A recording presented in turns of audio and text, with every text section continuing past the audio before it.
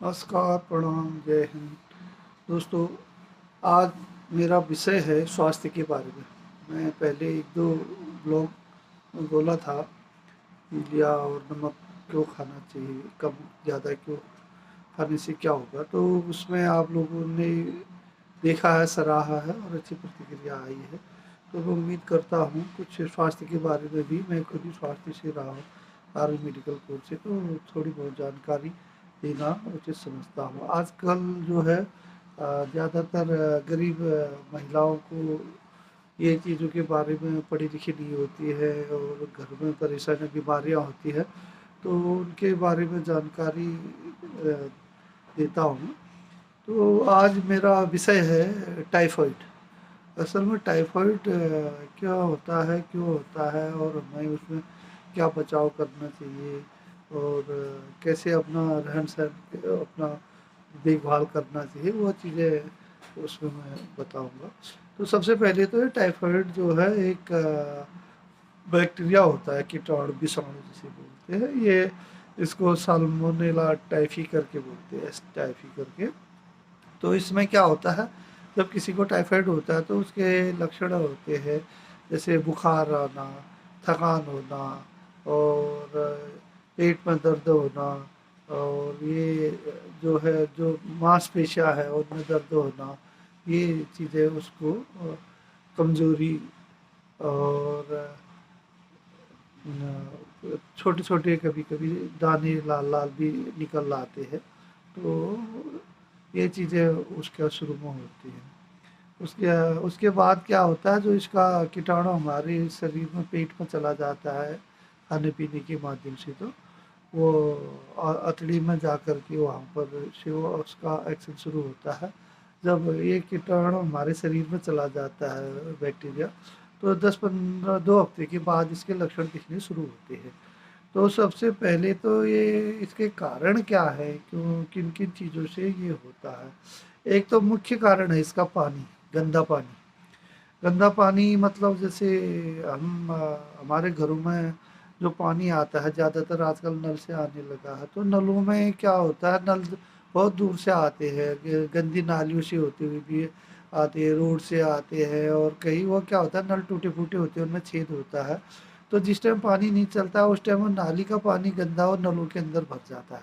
और जब पानी चलता है तो उस टाइम उस गंदे पानी को वो नल बहा के हमारे घर तक हम तक पहुंच जाता है। इसीलिए हम कहते हैं कि जो आप पानी इस्तेमाल करते पीने वाला, जो शुरू में जो आ रहा है, तो कम से कम एक दो बाल्टियाँ पीने के लिए न रखें और इस्तेमाल के लिए रखें।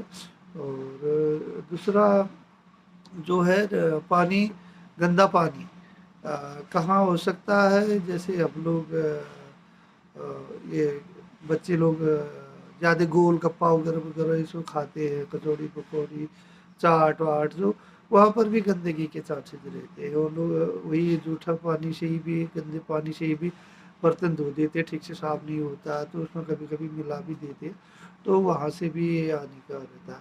तीसरा कारण होता है सब्जियाँ।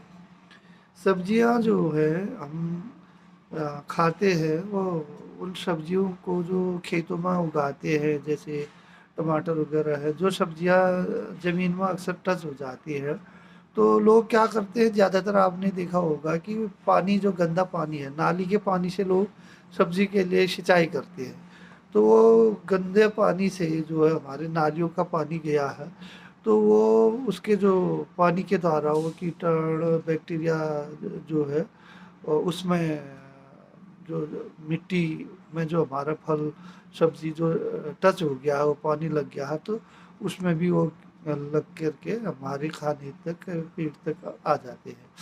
तो ये जो है, इनसे हमें दूषित पानी और ये जो भोजन है, और उसके अलावा जो है एक और चीज़ है, ये असल में क्या होता है जी, एक बार जिसको ये हो जाता है टाइफाइड, तो उसके पाखाने में, लेट्रिन में जो है उसके जो अंडे हैं, ये टाइफाइड के जो है, वो शिस्ट बोलते हैं, वो चले जाते हैं पाखाने के माध्यम से, वो गंदगी से, गंदे पानी से इधर उधर खेतों तक पहुँच के, तो वहाँ से ये वो लग करके बैक्टीरिया फिर हमारे तक दोबारा वो पहुँच रहे होते हैं।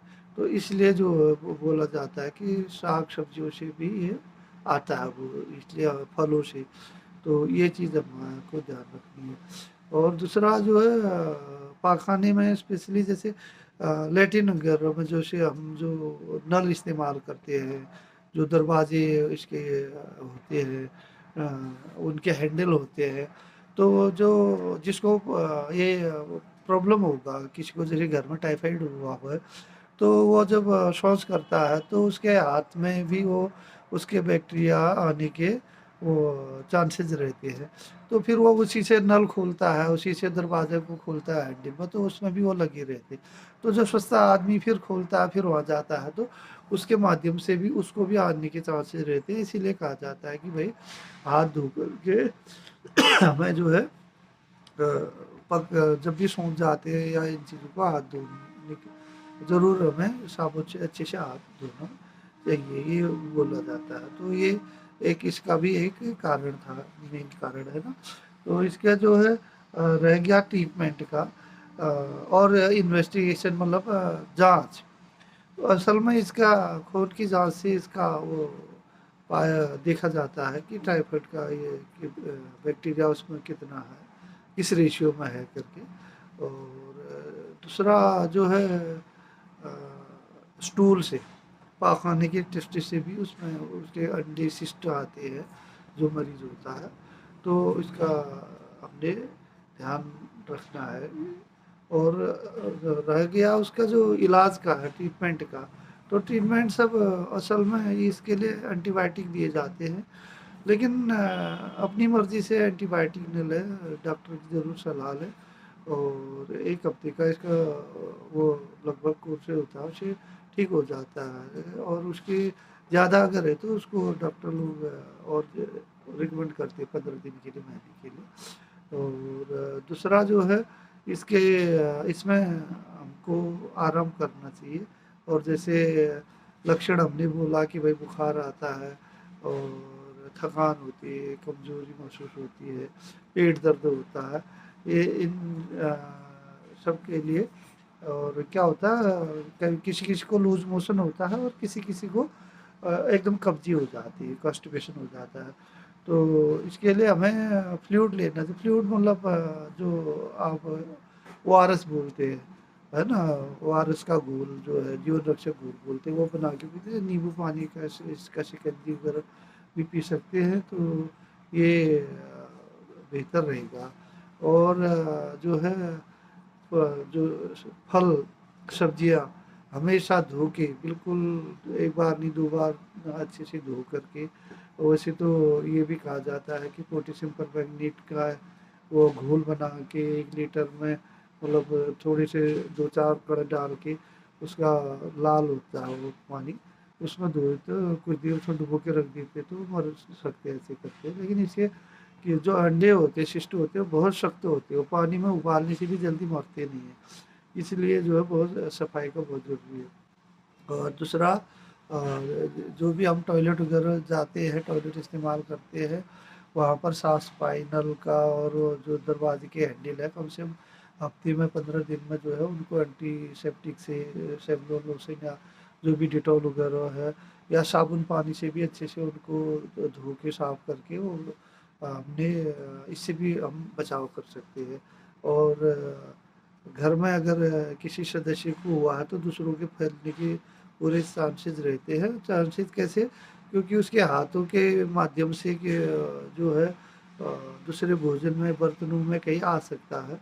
तो उसके उसे अच्छे प्रॉपर साफ-सफाई करें, साबुन से धोए, नाखून काटे, है ना? ये चीज़ों को ध्यान रखें। तो इसलिए मैं उम्मीद करता हूँ कि आप सभी माताएँ, बहनें, बुज़ुर्ग जो भी हैं, ये अपने घर में अपना हाइजीन का, साफ-सफाई का ध्यान रखेंगे, साग-सब्ज़ी का धो के खाएँगे, फलों को धो कर के खाएँगे और बच्चों को भी इसके बारे में बताएँगे और अपनी बीमारी से बचेंगे, ताकि आपको डॉक्टर के पास ना जाना पड़े, आपको आर्थिक खर्चा ना उठाना पड़े, परेशानी ना हो। तो मेरा ये चैनल है भगवान सिंह डॉग बोहरा करके यूट्यूब में आप इसमें सुन सकते हैं और दूसरों को भी बता सकते हैं। और मेरे ये सुनने के लिए आप सभी का धन्यवाद। अगर किसी एक को भी फ़ायदा इससे होता है तो ये मेरे लिए बहुत खुशी की बात होगी। और अगर आप लोग अगर इसको शेयर करें, लाइक करें, कमेंट करें तो मुझे और खुशी होगी, प्रोत्साहन होगा। मैं और अच्छी तरह से देख करके दूसरे बीमारियों के बारे में भी आपको बताता रहूँगा। आज का ज़्यादा आपका समय न लेते हुए और आपसे जो है ये उम्मीद करता हूँ देखेंगे, सुनेंगे। आप स्वस्थ रहें, मस्त रहें, खुश रहें। जय हिंद, जय भारत।